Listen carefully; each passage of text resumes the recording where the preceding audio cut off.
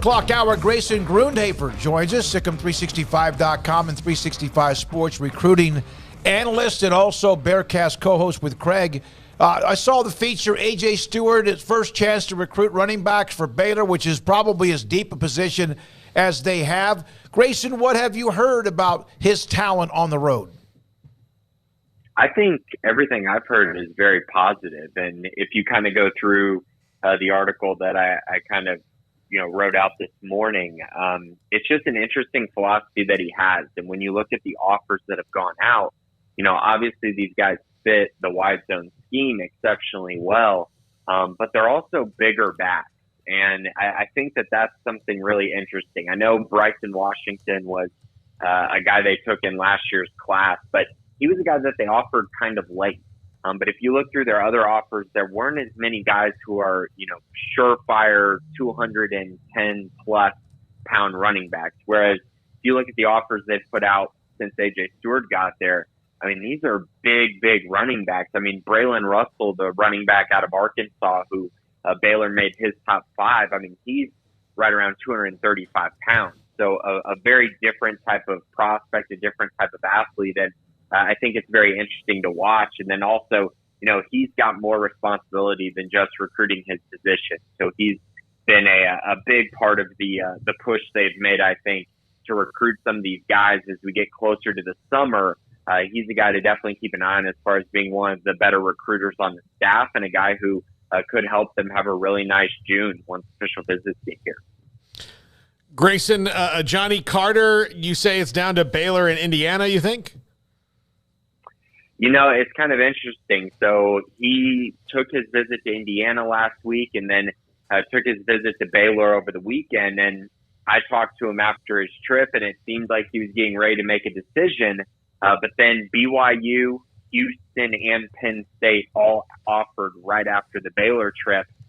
So he decided to take a visit to BYU. He is there right now, so he's in Provo. He did say that this would be his last visit, so I guess you have to include them in the mix as well. But again, I think Baylor's in a good spot. They've made him a priority from day one. Matthew Palich, Kevin Curtis, guys that are trying to get this guy on campus so that he can come in and play cornerback for Baylor this year. That's what the offer is for. He's got 1 year of eligibility, so it'd literally just be the 1 year to play at the Power 5 level and an opportunity to showcase his skill set for the NFL draft. So, yeah, it's a big one to watch. Baylor really needs to land him. I think they do need that additional help and depth in the secondary. And specifically at cornerback, this shift to playing more press coverage is going to mean that they're going to have to rotate these cornerbacks a lot more than I think they did last year. When they were able to play more zone defense, it's not as taxing on the body. But if you're going to play press coverage, you're going to need some depth there to kind of withstand as guys get tired and things like that going through the grinds of the season. Grayson, I guess an important question every week until they land a quarterback will be, where do they sit on quarterback recruiting? And we know that's an even touchier subject just given the events of last year and really kind of just the history of the depth at quarterback, I guess, these last few years with injuries running rampant. So where are they in terms of 2024 after making a safe landing in 2023 when it didn't look like they were able to? They're pretty healthy now, but you always got to be looking forward. So where are they looking right now? Well, there's still no scholarship offer that has come out, so I guess we're still kind of in a waiting game at the moment. But there are guys who have taken visits to Baylor. There are guys who Jeff Grimes and Shawn Bell are evaluating, trying to figure out who is going to be the next offer. And they're kind of in a situation where whoever they do decide to offer, it's very likely that that guy becomes the quarterback in the 2024 class, just because the guys on their radar don't have a bunch of Power 5 offers or anything like that at the moment. The one that's gained a lot of traction, I think, over the last week or week and a half, I would say, is Oaks Christian quarterback Nate Bennett. He's out of California. His parents went to Baylor. He came on a visit about a month ago to come to Baylor, get on campus, get to see the coaching staff. Shawn Bell went out there and watched him throw.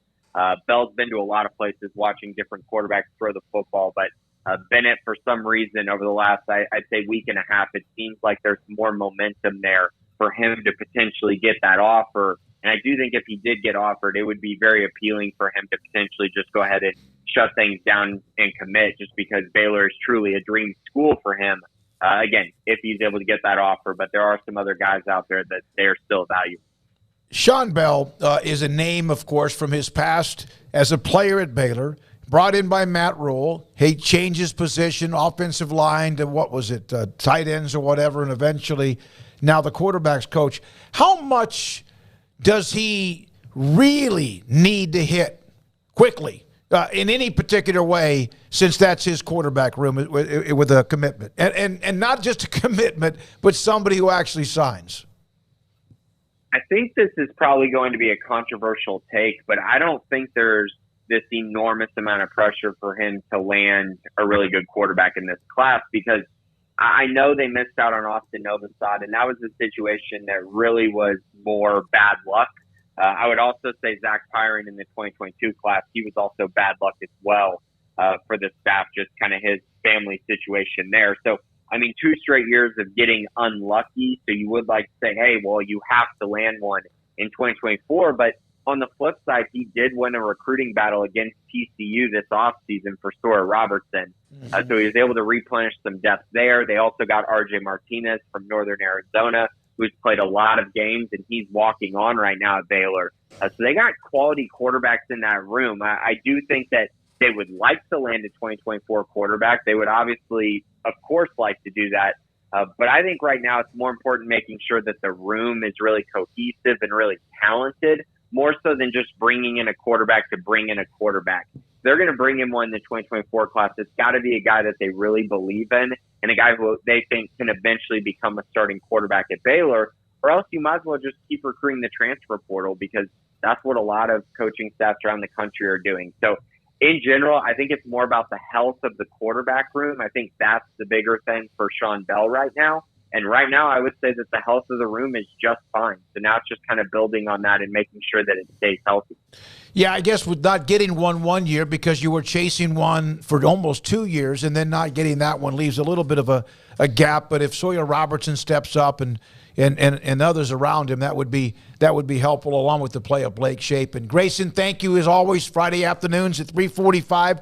Grayson Grundhoefer, analyst, recruiting coordinator for our site, and also for 365 Sports, and then Bearcast co-host with Craig, that's released every Tuesday afternoon.